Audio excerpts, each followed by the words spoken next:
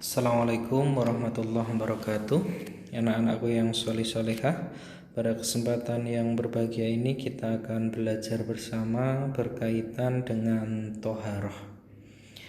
Tapi sebelum kita belajar berkaitan dengan toharoh, kita mulai dulu dengan membaca lafal basmalah. Bismillahirrahmanirrahim. Semoga dengan lafal tadi apa yang kita pelajari hari ini dapat diberkahi oleh Allah. Nah, sebelum kita mulai pelajaran, ada beberapa dasar hukum dari toharoh. Ada dimulai dari Quran surat Al-Baqarah ayat 222. Innallaha yuhibbut tawwabina wa yuhibbul mutatahhirin. Sesungguhnya Allah mencintai orang-orang yang bertaubat dan orang-orang yang mensucikan diri. Ada juga dalam hadis Nabi, la yaqbalullahu sholatan bi ghairi tahurun, yang artinya Allah tidak menerima sholat seseorang yang tidak dalam keadaan suci. Itu adalah hadis riwayat Muslim. Kemudian untuk yang selanjutnya adalah pengertian dari toharoh. Kalau secara bahasa sendiri, toharoh itu berarti bersih atau suci atau terbebas dari kotoran atau danas, ya.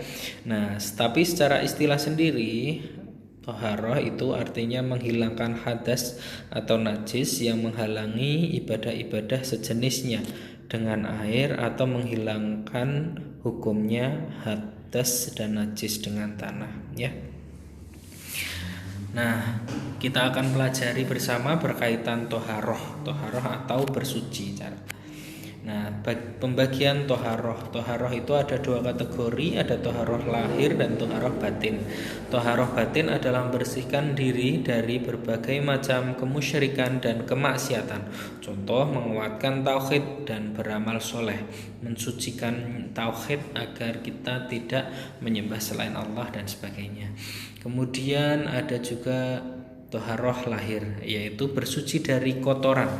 Nah, bersuci dari hadas ataupun bersuci dari najis. Nah, nanti kita akan pelajari najis dan hadas dan cara mensucikannya.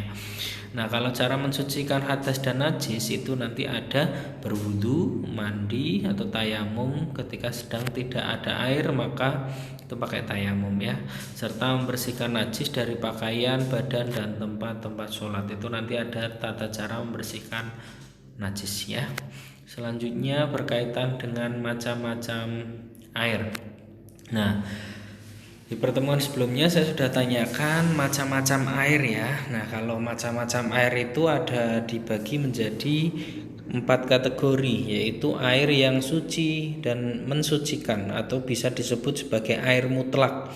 Air mutlak itu bisa sebagai contohnya air yang berasal dari langit seperti air hujan, air embun dan sebagainya, ya. Kemudian air yang berasal dari tanah seperti sumur, mata air, air laut dan sebagainya. Dan yang belum berubah, ya, maksudnya belum dimasak dan sebagainya, itu masih suci dan mensucikan. Nah, nanti ternyata ada kategori macam air yang kedua, yaitu suci tetapi ternyata dia tidak bisa mensucikan. Maksudnya suci itu nanti bisa dikonsumsi dan sebagainya, tetapi belum tentu itu mensucikan. Contohnya apa? Air yang telah berubah karena bercampur dengan benda yang suci lainnya. Contoh air kopi, air teh dan sebagainya, ya. Jadi kalau sudah bercampur dengan teh, dengan kopi dan sebagainya, maka itu sifatnya air sudah bukan air mutlak lagi, tapi sudah menjadi air yang suci. Air teh itu suci, bisa diminum tetapi tidak bisa digunakan untuk berwudu atau bersuci lainnya, karena sifatnya dia tidak mensucikan. Nah, selanjutnya ada contoh yang lain, ada air yang sedikit yang kurang dari 1 kolah sudah terpakai untuk menghilangkan najis atau hadas, sedangkan airnya belum berubah, itu sifatnya juga tidak mensucikan. Jadi itu kategori yang kedua, atau air yang tidak bisa digunakan untuk mensucikan. Ada juga air pohon-pohonan seperti air kelapa, air nira dan sebagainya. Air dalam buah itu juga sifatnya dia tidak mensucikan. Ada juga jenis air yang ketiga, yaitu air yang terkena najis, sudah berubah dan tercampur dengan najis, maka air itu sudah tidak bisa digunakan untuk membersihkan atau bersuci, dan sifatnya juga tidak suci karena dia menjadi najis. Nah, untuk yang keempat ada air yang makruh, yaitu air yang dalam bejana emas atau perak yang kemudian terjemur oleh matahari. Nah, itu juga tidak bisa digunakan untuk mensucikan, kecuali dalam keadaan darurat ya. Kemudian ada beberapa jenis toharoh yang lahir tadi ya. Ada mulai dari toharoh dari najis dan toharoh dari hadas. Ya, kalau toharoh dari najis nanti akan kita sebutkan macam-macam dan seterusnya dan cara mensucikannya, dan juga ada toharoh dari hadas. Kalau hadas kecil maka itu bisa dengan berwudu, kalau hadas besar bisa dengan mandi, dan kalau tidak ada air maka bisa dengan cara tayamum ya, dan syarat yang lain nanti. Nah, ini ada pengertian atau perbedaan dari hadas dan najis. Hadas dan najis itu berbeda ya. Nah, kalau hadas itu adalah sesuatu yang menyebabkan seorang tidak sah melakukan ibadah tertentu seperti sholat dan sebagainya, atau disebut dalam keadaannya. Contoh orang yang terkena hadas itu orang yang habis buang air kecil atau buang air besar dan sebagainya. Itu termasuk orang yang terkena hadas kecil. Nah, tetapi di sini ada najis, adalah sesuatu yang datang dari dalam diri tubuh manusia ataupun dari luar manusia yang dapat menyebabkan tidak sucinya badan, pakaian atau tempat untuk dipakai beribadah, atau bisa dikategorikan benda yang terkena najis itu sendiri atau benda najis itu sendiri. Nah, benda itu, ada najis itu ketika tadi hadas itu adalah keadaannya, kalau najis itu bendanya. Jadi kalau kita buang air besar, keadaan kita itu terkena hadas kecil. Nah, tetapi bendanya, kotoran yang keluar dari tubuh kita itu disebut dengan najis. Nah, nanti ada macam-macam kategori najisnya ya. Nah, dimulai dulu dari macam-macam hadas. Hadas itu ada dua kategori, seperti hadas kecil dan hadas besar. Nah, hadas kecil cara mudah mengingatnya adalah sesuatu yang membatalkan wudhu ya. Jadi segala sesuatu yang membatalkan wudhu itu disebut hadas kecil. Contoh semua buang air besar, kecil, kemudian kentut dan sebagainya, tidur lelap dan seterusnya, itu adalah hadas kecil. Sedangkan hadas besar adalah sesuatu yang menyebabkan kita wajib untuk mandi besar ya, seperti mimpi basah, kemudian haid, nifas, bertubuh dan sebagainya. Itu adalah hadas besar. Nah, sedangkan kalau macam-macam najis sendiri itu ada banyak contohnya. Tapi sebelum masuk ke contohnya, ini ada suatu benda yang kotor menurut syarat. Jadi ada bangkai kecuali manusia, ikan dan belalang. Kemudian ada juga darah, nanah, segala sesuatu yang keluar dari dua jalan kecuali air mani dan seterusnya, atau kubul dan dubur ya, air kencing dan tinja. Kemudian anjing dan babi, minuman keras seperti arak dan sebagainya itu termasuk najis. Dan juga bagian binatang yang diambil selagi hidup kecuali bulu hewan yang halal dimakan ya. Kemudian ada macam-macam najis. Kalau itu tadi contoh barang-barang najis ya. Nah, ini ada pengkategoriannya. Nah, ada yang pertama najis mukhafafah atau najis yang ringan. Contohnya adalah air kencing bayi yang belum berumur 2 tahun dan belum makan selain air susu ibu atau ASI ya. Jadi berumur masih 2 tahun tetapi di bawah 2 tahun tetapi hanya minum ASI ya. Tapi kalau sudah makan nasi, sudah makan itu, berarti nanti kategorinya sudah najis mutawasitoh atau najis sedang. Jadi hukumnya najis yang tidak kelihatan bendanya seperti bekas kencing yang sudah kering dan sebagainya. Kemudian ainiyah adalah najis yang berwujud. Contohnya ini ada bangkai, ada darah, ada dan sebagainya, kotoran, tinja dan sebagainya. Nah, itu najis mutawasitoh. Kemudian ada najis mughaladoh, najis yang berat. Itu bisa dari air liur anjing, air kencing anjing, atau babi dan atau keturunannya. Itu kalau mughaladoh dan atau berat ya. Nah, cara mensucikannya beda-beda ya. Kalau najis itu ada dimulai dari najis yang ringan, itu cukup dengan dipercikan air saja. Tetapi kalau yang mutawasitoh cukup dialirkan air ya.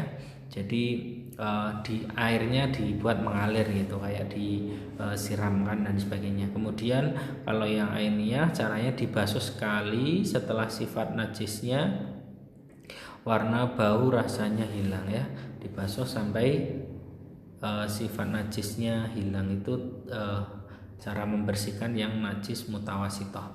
Nah, najis yang mughaladoh cara mensucikannya adalah wajib dibasuh 7 kali, salah satunya dengan air bercampur dengan debu atau tanah ya. Itu cara mensucikan najis.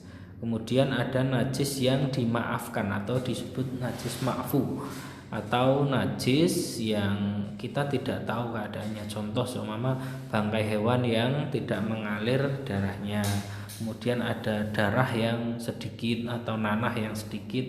Jadi sesuatu yang kita mungkin tidak tahu, darah itu masih menempel di tubuh kita yang sifatnya masih sedikit ketika sholat dan sebagainya, itu masih termasuk sesuatu yang dimaafkan, nanah dan sebagainya. Nah, itu berkaitan dengan tata cara mensucikan najis. Nah, yang selanjutnya adalah hadas. Hadas cara mensucikannya adalah dengan yang hadas kecil, yaitu berwudu. Wudu sendiri menurut bahasa adalah husnu atau keindahan dan nadhafah atau kebersihan. Menurut istilah, wudu adalah beribadah kepada Allah dengan menggunakan air yang suci dan mensucikan di 4 anggota badan, yaitu wajah, kedua tangan, kepala, dan kedua kaki, dengan cara yang tertentu untuk menghilangkan hadas kecil. Nah, dalil tentang wudu ada dalam Quran surat Al-Maidah ayat 6 dan juga dalam hadis Nabi ya, yang artinya Allah tidak menerima sholat seseorang di antara kamu jika ia berhadas sehingga ia sudah berwudu ya.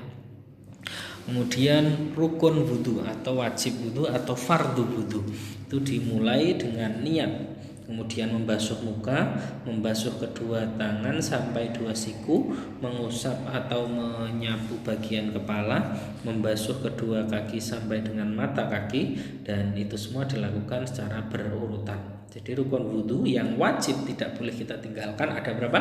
6. Niatnya cukup dengan baca lafal basmalah, bismillahirrahmanirrahim. Nah, untuk sunnah-sunnahnya itu baru ada banyak, dimulai dengan baca bismillah, membasuh 2 telapak tangan sampai pergelangan, kemudian ada kumur-kumur, memasukkan air dalam hidung kecuali bagi yang berpuasa, dan juga menyapu seluruh kepala, menyapu kedua telinga, mendahulukan anggota wudhu yang kanan, mengulangi setiap basuhan 3 kali, menyela-nyela antara jari jemari tangan dan kaki, menyela-nyela jenggot yang lebat, menyempurnakan wudhu, menggosok anggota wudhu agar lebih bersih dan sebagainya, bersiwak sebelum wudhu, tidak bercakap-cakap, berdoa sesudah wudhu dan sebagainya. Nah, itu sunnah-sunnah dari berwudhu. Adapun kalau tata caranya berwudhu dimulai dari dalam hati, niat berwudhu untuk menghilangkan hadas kecil ya, dan membaca bismillahirrahmanirrahim. Kemudian membasuh kedua telapak tangan sebanyak 3 kali, kemudian berkumur sebanyak 3 kali, kemudian ada menghirup air ke dalam hidung atau istinsyaq, kemudian sebanyak 3 kali, dan menyemprotkan air istinsyar dari hidung ke sebelah kiri. Kemudian membasuh muka sebanyak 3 kali, membasuh 2 tangan beserta siku sebanyak 3 kali, menyapu seluruh kepala berikut 2 telinga sebanyak 1 kali sapuan, kemudian membasuh 2 kaki beserta 2 mata kaki sebanyak 3 kali, dan diakhiri dengan berdoa. Kemudian ada beberapa hal yang membatalkan berwudu atau dikategorikan tadi sebagai hadas kecil. Yang pertama adalah keluarnya sesuatu dari 2 lubang angin, BAB, buang air besar, buang air kecil, atau keluar darah dan sebagainya ya. kemudian tidur lelap dalam keadaan tidak sadar ya atau berbaring dan sebagainya, kemudian hilangnya akal karena mabuk, pingsan dan gila atau tidak sadarkan diri ya karena sakit pingsan tadi, kemudian bersentuhan oleh laki-laki dan perempuan yang bukan mahramnya yang sudah dewasa ya, kemudian menyentuh kemaluan atau dubur dan kubur dengan telapak tangan, itu juga termasuk membatalkan wudhu. Nah, doa sudah wudhu adalah asyhadu an la ilaha illallah wahdahu la syarikalah wa asyhadu anna muhammadan abduhu wa rasuluh Allahumma ja'alni minat tawabin wa ja'alni minal mutatahhirin. Ya, itu doa sesudah wudhu. Baru kemudian nanti ada tata cara mandi wajib. Mandi wajib itu adalah bersuci dari hadas besar ya anakku. Nah, bersuci dari hadas besar itu secara definisinya menurut bahasa mandi al-ghuslu yang artinya mengalirkan air pada suatu. Kemudian menurut istilah mandi al-ghuslu adalah menuangkan air ke seluruh badan dengan tata cara yang khusus untuk menghilangkan hadas besar. Nah, dalil tentang mandi wajib ada Quran surat An-Nisa ayat 43. Hai orang-orang yang beriman, janganlah kamu sholat sedangkan kamu dalam keadaan mabuk sehingga kamu mengerti apa yang kamu ucapkan, dan jangan pula kamu menghampiri masjid sedang kamu dalam keadaan junub terkecuali berkelalu saja hingga kamu mandi atau mensucikan diri dengan mandi ini tadi. Kemudian ada penyebab diwajibkannya mandi atau bisa dikategorikan ini sebagai hadas besar, yaitu ada keluarnya mani ya, keluarnya mani, kemudian bertemunya dua kemaluan laki-laki dan perempuan walaupun tidak keluar mani ya, kemudian juga ketika berhenti darah haid dan nifas, jadi setelah haid dan nifas itu diwajibkan mandi, dan termasuk juga setelah melahirkan, dan juga karena kematian kecuali mati yang syahid ya. Jadi orang yang yang meninggal dunia itu juga dimandikan. Nah, adapun rukun mandi itu ada dua. Yang pertama adalah niat dalam hati untuk menghilangkan hadas besar. Kemudian yang kedua adalah membasuhkan seluruh badan dengan air, yaitu mengenai rambut dan kulit, walaupun hanya satu kali siraman ya. Jadi rukunnya hanya dua ini yang wajib dilakukan dan tidak boleh ditinggalkan. Adapun sunnah-sunnahnya adalah dimulai dengan membaca bismillahirrahmanirrahim, kemudian berwudu sebelum mandi atau selayaknya wudu biasa tapi dilakukan sebelum mandi, kemudian menggosok-gosok seluruh badan dengan tangan dan mendahulukan yang kanan, dan juga berturut-turut dilakukannya sampai dengan bersih. Nah, diusahakan kalau mandi menggunakan air yang belum bercampur dengan apa-apa ya, termasuk mungkin air yang dicampur dengan susu, air sabun dan sebagainya. Kalau bisa benar-benar air yang masih mutlak atau masih suci dan mensucikan. Kemudian yang perlu diketahui juga ketika sebelum mandi itu juga perlu membersihkan kemaluan atau kubul dan duburnya perlu dibersihkan terlebih dahulu ya. Baru kemudian mandi yang sempurna ada urutannya ini. Yang pertama adalah mencuci dengan tangan terlebih dahulu sebanyak 3 kali. Tangan kita dibersihkan sebelum tangan tersebut dimasukkan dalam bejana atau sabun atau sebelum mandi ya. Jadi tangannya dibersihkan dulu baru masuk bejana. Kemudian membersihkan kemaluan dan kotoran yang melekat dengan tangan kiri, membersihkannya ya. Jadi kemudian yang ketiga adalah mencuci tangan setelah membersihkan kemaluan dan menggosokkan ke tanah atau dengan menggunakan sabun. Kemudian berwudu dengan wudu yang sempurna seperti ketika wudu hendak sholat. Kemudian mengguyurkan atau menyiramkan air kepada kepala sebanyak 3 kali hingga sampai ke pangkal rambut. Baru selanjutnya memulai mencuci kepala bagian kanan, lalu kepala bagian kiri. Dan yang ketujuh adalah menyela-nyela rambut agar terkena air semuanya, dan mengguyur air pada seluruh badan dimulai dari sisi kanan, setelah itu baru yang kiri. Ada sedikit perbedaan untuk yang perempuan yang baru junub. Untuk mandi wajib karena junub, Ummu Salamah berkata, "Wahai Rasulullah, aku seorang wanita yang mengepang rambut kepalaku. Apakah aku harus membuka kepangku ketika mandi junub?" Rasulullah bersabda, "Jangan kamu buka, cukuplah kamu mengguyur air pada kepalamu 3 kali, kemudian guyurlah yang lain dengan air, maka kamu telah suci." Khusus mandi setelah haid dan nifas ditambahkan beberapa hal berikut: menggunakan sabun dan pembersih lainnya beserta air, dan juga melepas kepangan rambut sehingga air sampai ke pangkal rambut. Kemudian disunahkan membawa kapas potongan kain untuk mengusap tempat keluarnya darah guna menghilangkan sisa-sisanya. Selain itu disunahkan mengusap bekas darah pada kemaluan setelah mandi dengan minyak mis atau parfum lainnya, ya. Ada beberapa waktu yang disunahkan untuk mandi, dari mulai hari Jumat, hari raya, kemudian sembuh dari gila, ketika hendak ihram atau haji, sehabis memandikan mayat orang kafir, sehabis masuk Islam, dan seterusnya.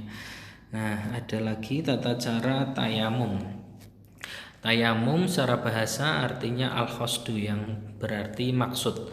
Tayamum secara istilah dalam syariat adalah sebuah peribadatan kepada Allah berupa mengusap wajah dan kedua tangan dengan menggunakan sa'id atau permukaan bumi yang bersih.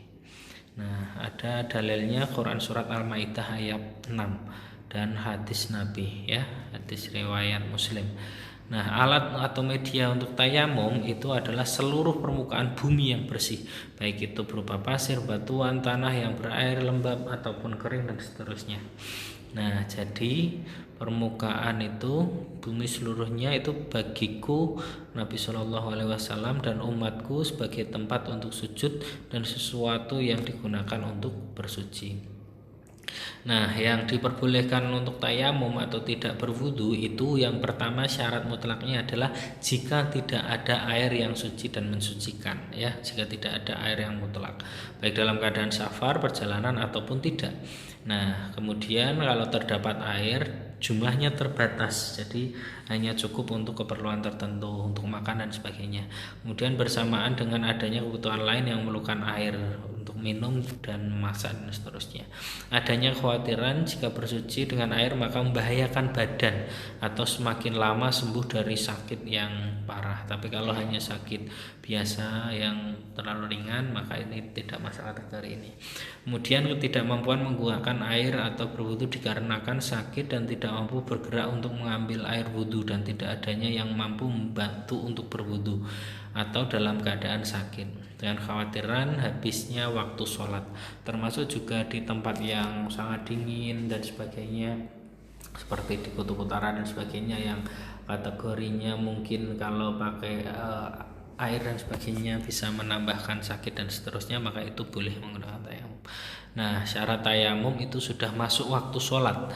Nah, kemudian sudah usaha mencari air dulu, tidak serta-merta langsung berwudu, baru kemudian nanti adanya tanah yang suci atau debu, kemudian menghilangkan najis. Nah, ini untuk satu tayamum itu hanya digunakan untuk satu kali sholat. Jadi nanti kalau mau sholat yang selanjutnya tayamum lagi, berbeda dengan wudu. Kalau wudu bisa, asalkan belum batal, bisa satu hari cukup satu kali, asalkan bisa menjaga wudunya.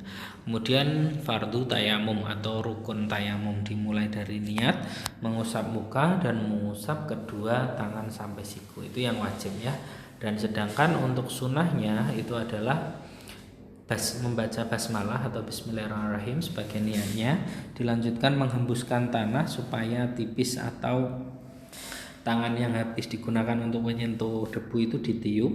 Kemudian ada sunnah yang ketiga adalah berdoa seperti doa setelah wudhu. Dan yang membatalkan tayamum adalah segala yang membatalkan wudhu.